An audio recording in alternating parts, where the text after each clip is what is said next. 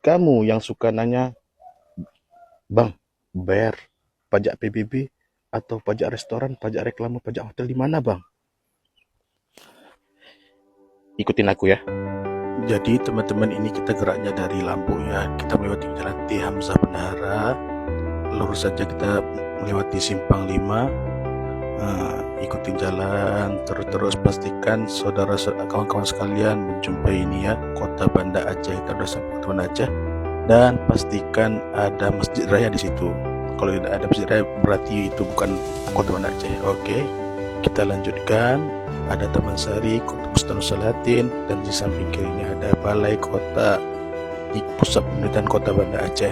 Kita lurus saja sampai jumpa dengan lampu merah, belok kiri, dan ini dia kantornya teman-teman, Sultan Selim II.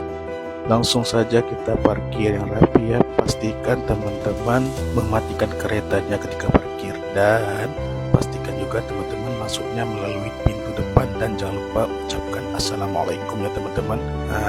Langsung saja ini dia. Kita akan berjumpa dengan Kak Dara di sini. Beliau akan senyum-senyum menyambut kita dengan ramah. Inilah dia teman-teman, tempat pembayaran PBB dan pajak-pajak lainnya.